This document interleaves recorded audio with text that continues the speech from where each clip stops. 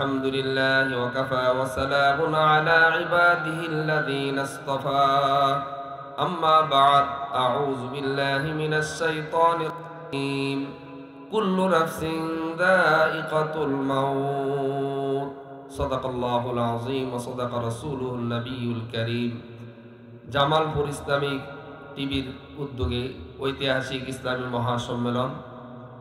আজকের সম্মেলনের সম্মানিত সভাপতি দিগার হযরত উলামায়ে কেরাম, বয়স্ক বাবাজিরা, মুরব্বিয়ানে কেরাম, যুবক বন্ধুরা, পর্দার আড়ালের মা ও বোনেরা, মহান আল্লাহ রাব্বুল আলামিনের দরবারে লাখো কোটি শুকরিয়া যে রব্বে কারীম আমাদেরকে এখানে বসে কিছু কথা এই গভীর রজনীতে পর্যন্ত থাকার তৌফিক দান করেছেন। সেই জন্য সকলে উচ্চস্বরে আল্লাহকে রাজি খুশি করার জন্য উচ্চস্বরে একবার বলি আলহামদুলিল্লাহ, আওয়াজ করে বলি আলহামদুলিল্লাহ।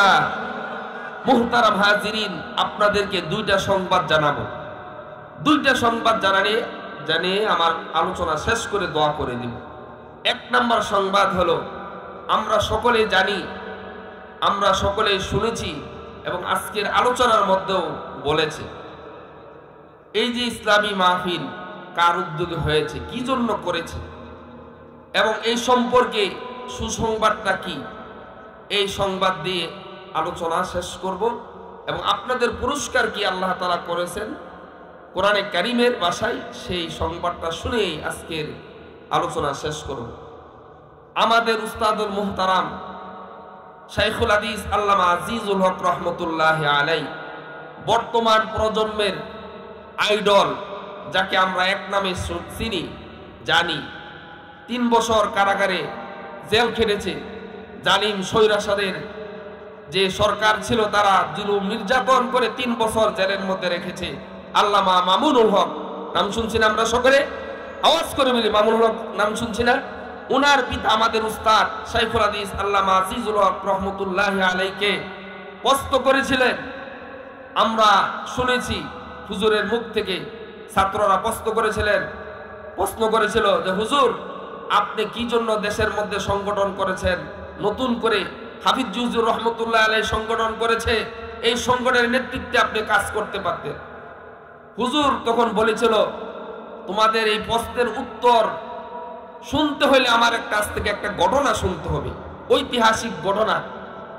হযরত ইব্রাহিম, পয়গম্বর ইব্রাহিম আলাইহিস সালাতু ওয়াস সালামের নাম আমরা সকলে শুনেছি। পয়গম্বর ইব্রাহিম, ওই ইব্রাহিম আলাইহিস সালাতু ওয়াস সালামকে যখন আগুনের মধ্যে ফেলে দিল নমরুদ, বিশাল বড় আগুন, আগুনের মধ্যে ফেলছেন, এটা জানি না আমরা, কোরআনের ভাষায়, কোরআনে আছে, আমরা শুনেছি। ওই ইব্রাহিম আলাইহিস সালাতু ওয়াস সালামকে যখন নমরুদ বিশাল আগুনের মধ্যে ফেলে দিল, কুল কায়নাতের মাখলুকাত গুলি আত্মনাদ শুরু করে দিল। জিবরাইল আলাইহিস সালাতু ওয়াস সালাম স্বয়ং এসে সাহায্যের হাত প্রসারিত করে দিল। জিবরাইল আলাইহিস সালাতু ওয়াস সালাম বললেন, ও খলিল, আপনার যদি সাহায্যের প্রয়োজন হয়, আমি সাহায্যের জন্য প্রস্তুতি গ্রহণ করে নিয়ে আসছি, আপনি বলুন, আপনার এই আগুনকে আমি নিভিয়ে দেই।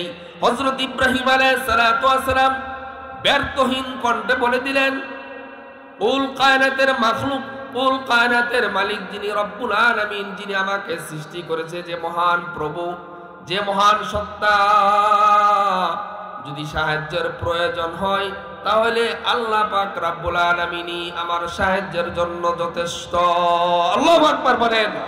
ইব্রাহিম আলাইহিস সালাতু ওয়াস সালাম যখন এইভাবে বলে দিলেন, আল্লাহ পাক রব্বুল আলামিন কোরআনে কারীমের মধ্যে আয়াত নাযিল করে দিলেন, কুলনা ইয়া নারু কুনি বারদাও ওয়া সালামান আলা ইব্রাহিম। আল্লাহু আকবার বলি। মুহতারাম হাজিরিন, যখন ইব্রাহিম আলাইহিস সালাতু ওয়াস সালামকে আগুনের মধ্যে ভাবে নমরুদ ফেলে দিল, সকল কুল কায়নাতের মাখলুকাত গুলি সাহায্যের হাত প্রসারিত করে দিল। একটা ছোট ব্যাঙ, সে তার হাত পা দ্বারা এই আগুনের মধ্যে পানি ফেলতেছে। এই ব্যাঙ যদি একটা ছোট ক্ষুদ্র প্রাণী, সে যদি তার পা হাত দিয়ে যদি পানি ছিটা, তাহলে আগুন নিভবে? বলেন না, নিভবে? এই যে বিশাল বড় আগুন, সকলে যদি ঐক্যবদ্ধভাবে পানি দেয় তাহলে নিবে। তখন ওই ব্যাংকে নমরুদ বলল, তুমি একটা ক্ষুদ্র প্রাণী, তোমার কি হুঁশ জ্ঞান নাই? তুমি কি জন্য এই তোমার হাত পা দ্বারা এই পানি, এই আগুনের মধ্যে পানি মিলতেছ? কারণ কি এই আগুন দ্বারা, এই পানি দ্বারা কি আগুন নিবে কিনা?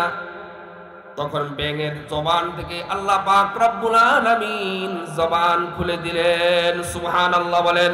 মুহতারাম হাজিরিন, ব্যাঙ বলল, মহান আল্লাহ রব্বুল আলামিন ব্যাঙের জবান খুলে দিয়ে ব্যাঙ বললেন, ওই নমরুদ, তোমার এতটুক জ্ঞান নাই এবং তোমাকে আল্লাহ পাক রব্বুল আলামিন এতটুক জ্ঞান দেয় নাই। মহান আল্লাহ রব্বুল আলামিন কাল কিয়ামতের দিন আমি একটা ছোট মাখলুক, আল্লাহর পয়গম্বর ইব্রাহিম, এত বড় একটা পয়গম্বর খলিল আগুনের মধ্যে নিপতেছে, আগুনের মধ্যে জ্বলতেছে। মহান আল্লাহ রব্বুল আলামিন ময়দানে মাহশারের মধ্যে যদি আমি ব্যাংকে আল্লাহ তাআলা প্রশ্ন করে, ওই ব্যাং, তুমি একটা ছোট প্রাণী ছিলে, তুমি একটি ক্ষুদ্র প্রাণী ছিলে, আমার পয়গম্বর খলিল আগুনের মধ্যে এভাবে জ্বলতেছিল, নমরুদ কাফের সে এভাবে জ্বলাইতেছিল, তুমি কি জবাব দিবে? আমি কি জবাব দিব আল্লাহ তাআলার কাছে? এই জন্য কাল কিয়ামতের দিন ময়দানে মাহশারের মধ্যে আল্লাহ পাক রব্বুল আলামিনের কাছে আমি ব্যাং যাতে জবাব দিতে পারি যে, আল্লাহ রব্বুল আলামিন গো, আমার তো কোনো শক্তি ছিল না, আমি একটি ছোট প্রাণী ছিলাম, ক্ষুদ্র প্রাণী ছিলাম, আমার যতটুকু সাধ্য ছিল সেই অনুযায়ী আমি আগুনকে নিবানোর জন্য চেষ্টা করেছি। সুবহানাল্লাহ বলেন।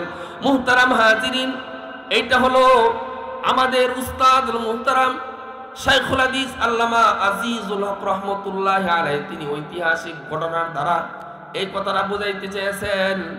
এবং যেহেতু আমরা তাদের উত্তরসূরি, এই যে আপনাদের সন্তান আমির হামজা, এই গ্রামে কোনোদিন মাহফিল হয় না, আপনাদেরকে যেহেতু সে উলামায়ে কেরামের সাথে থাকে এবং আমাদের আকাবের আসলাফদের কিছু ঘটনা শুনে এবং কোরআন হাদিসের কথা শুনে, সেই জন্য আপনাদেরকে এই জাহান্নাম থেকে বাঁচানোর জন্য একটা পন্থা অবলম্বন করেছে। সুবহানাল্লাহ বলেন। এই মাহফিল দ্বারা এই উদ্দেশ্য, যাতে আপনারা এই মাহফিল দ্বারা কিছু কথা শুনেন এবং দ্বীনের পথে আসতে পারেন। একটা মানুষ যদি এখান থেকে, হাদিসের মধ্যে আছে রাসূল সাল্লাল্লাহু আলাইহি ওয়াসাল্লাম বলেন, আখরিস দীনাকা ইয়াকফিকাল আমালুল কলিল, তোমার অল্প আমলেই নাজাতের জন্য যথেষ্ট হবে যদি সেই আমলটা আল্লাহর হুকুম এবং রাসূলের তরিকা এবং আল্লাহকে রাজি খুশি করার জন্য হয়, খুলুসিয়াত একমাত্র আল্লাহকে রাজি খুশি করার জন্য হয়, তাহলে অল্প আমলেই নাজাতের জন্য যথেষ্ট হয়ে যাবে। সুবহানাল্লাহ বলে।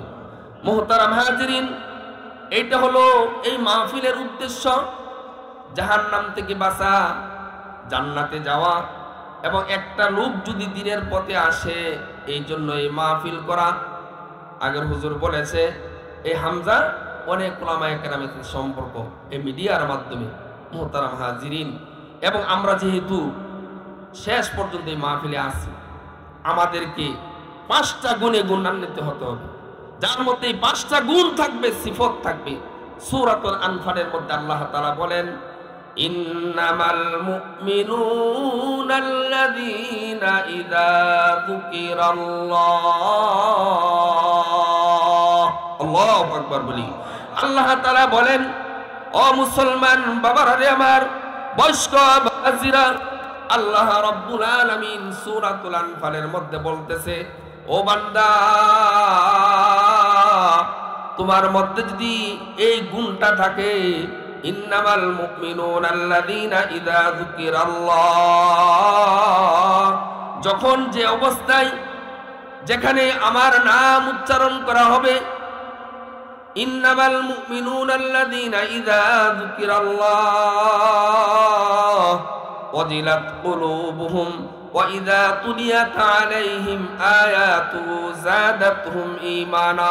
আল্লাহ রাব্বুল আলামিন বলেন, ও বান্দা, তোমার মধ্যে যদি এই গুণটা থাকে, এই সিফতটা থাকে, যখন যে অবস্থায় আমার নাম উচ্চারণ করা হবে, তখন তোমার অন্তরের মধ্যে যদি ভয় আসে, ভীত সন্ত্রস্ত হয়ে যাও, যে আল্লাহর নামের উচ্চারণ করা হচ্ছে, মসজিদ থেকে আল্লাহু আকবার, আল্লাহু আকবার, আল্লাহ মহান, আল্লাহ মহান এই কথা বলে যখন ডাক দেয় মুয়াজ্জিন, হাইয়া আলাস সালাহ, আসো নামাজের দিকে, আলাল ফালাহ, আসো কল্যাণের দিকে, এই কথাটা যখন মসজিদ থেকে মুয়াজ্জিন দৈনন্দিন 5 বার উচ্চারিত হয় কিনা, আপনাদের এলাকায় আজান হয় কিনা, মুয়াজ্জিন যখন এই আজানগুলা দিবে, সাথে যদি আপনার দিলের মধ্যে, অন্তরের মধ্যে আল্লাহর ভয়টা সৃষ্টি হয়ে যায়, তাহলে 1 নম্বরের সিফত গুণউলা, এটা আপনার হলো 1 নম্বর গুণ। সুবহানাল্লাহ, মুমিন সিফত হলো এটা 1 নম্বর।